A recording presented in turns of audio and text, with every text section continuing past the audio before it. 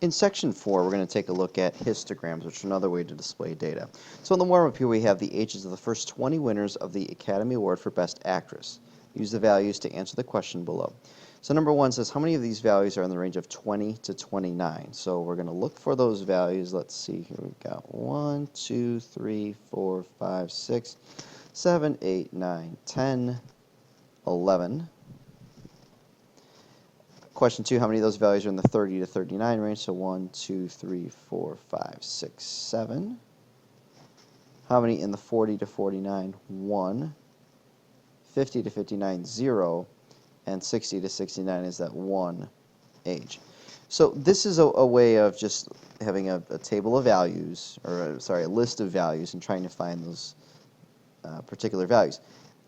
However, it can be kind of cumbersome depending on how many values we have to answer questions like those. So another way we can display data is what's called a histogram. And a histogram is essentially a bar graph, but instead of having definitive values for each bar, if you will, what we're going to have is a range of values. So the first 20 Best Actress winners, we have a range of values here, and another one here, and here, and here. Now, the most important thing to consider about histograms is what these bars, or we're going to call them actually bins, represent. So the bins are going to be determined by the number on the left.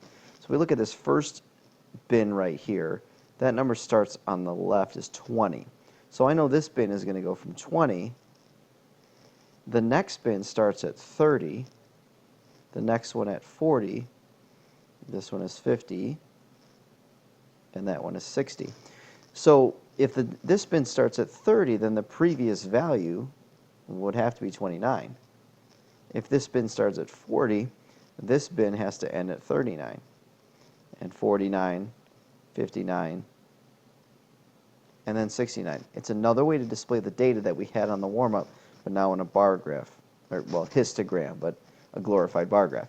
So number 1, how many winners were between 20 and 29? To answer this question, instead of counting each of those values, we're going to look at the particular bin and look for the count, which is the number on the left. That's an 11. 30 to 39, we can do the same thing and end up at 7. 40 to 49 is 1. 50 to 59, 0. And 61 to 69, 1.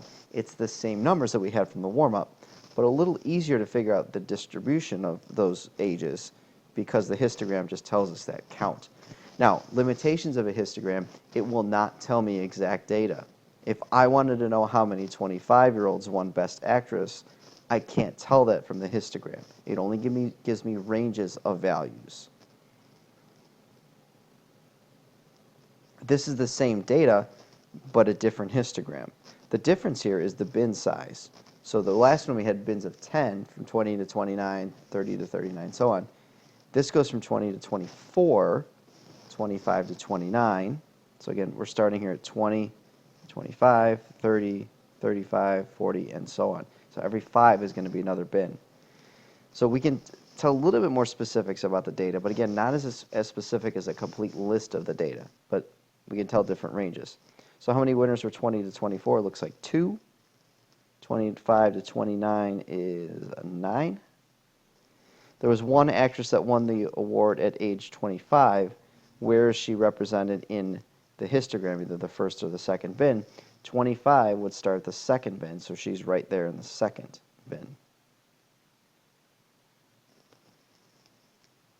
4 says, according to that data, there's one actress that won the award at 37. Put a star in the bin of the histogram where this woman is represented.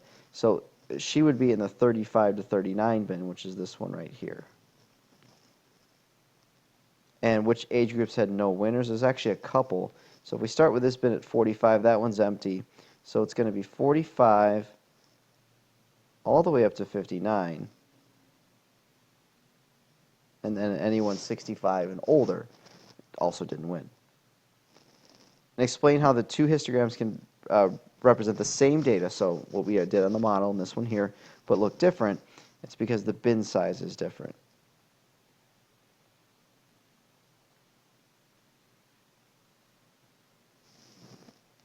And is it easier to answer questions using the list from the warm-up or the histogram? And realistically, I think it depends on the question. If we're asked to find a range of values, the histogram is very easy to read.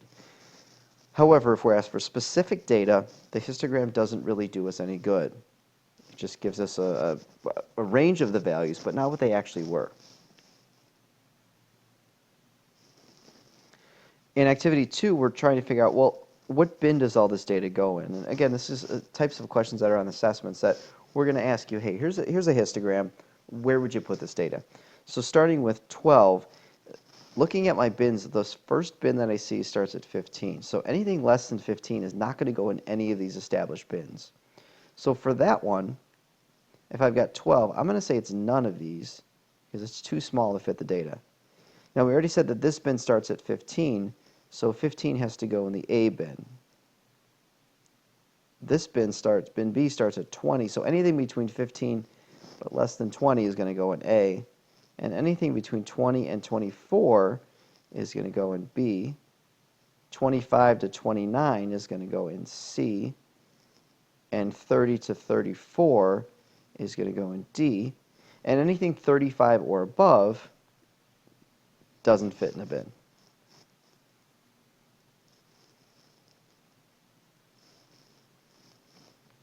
So then if we look at activity 3, we're again asked to analyze a histogram. And this is a kind of a key activity because we're going to take a look at a little more in depth and trying to figure out possible values. Not what we know for sure, but possible values. One says, between which two ages did most of the animals fall? We're looking for the highest count. The numbers down here represent lifespan. The numbers up here represent how many animals had that lifespan. So the highest count looks to be the bin that's 20 to 24. So most animals had a lifespan between 20 and 24 years, based on our histogram that we've got.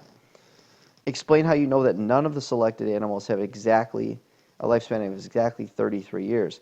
33 years we would expect to fit in here. It doesn't.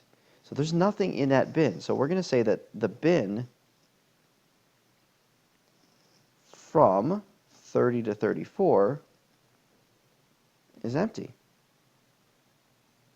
Nothing in it. If there's nothing in it, we can't have any data. We can't have a 33-year-old in the bin that's supposed to contain that. 3 and 4 are kind of the same question, but different direction. We want to know the shortest lifespan. So we're really looking at values over here and over here. Lifespan, not count, but just the lifespan. The shortest lifespan possible, we know, is in this bin. That bin goes from 10 to 14. So if we want the shortest number in that bin, the shortest lifespan, the smallest number possible would be 10. Anything less than that doesn't fit our histogram. What's the longest lifespan possible? We have to be very careful here. This bin does not end at 60. This bin right here ends at 59. The next bin would start at 60. So the longest lifespan possible for this collection is 59. What's the largest possible number of animals that could have a span of exactly 40 years? So we're going to go to the correct bin, which is this bin here. I don't know what those values are in between, but I know it's somewhere in the 40 to 44 range. So if I go over here to the count, it looks like that bin has a count of 2. Again, I'm not sure what they are, but I know it's somewhere between 40 and 44. For number 6, we're going to adjust it. We forgot to put some animals on here. We've got to add them in there. So we've got a badger, an emu, a rabbit, and a snapping turtle. Now the badger's lifespan is 16 years. So we're going to go up to 16. The bin is here. We're going to add 1 to the count. The emu was 19, so we're going to add to that same bin because that bin ends at 19. The rabbit was 11, which goes into this bin. Notice we're just changing the height by 1. And the snapping turtle, I believe, was 57. Yes, it was.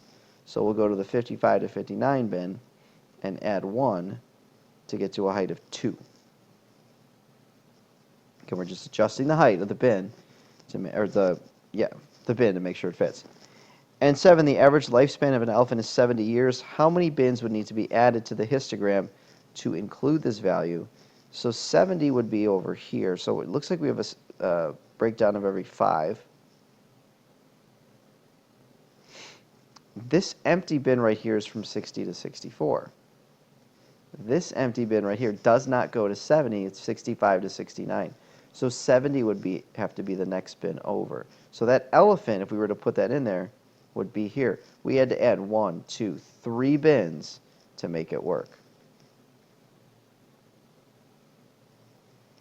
Because we need to add 60 to 64, 65 to 69. Write this better. There we go. And 70 to 74. Okay? So again, the histogram gives us a range of values, and the count is the important part of that. It's a matter of how many fit in that particular range. But again, it does not tell us exact data.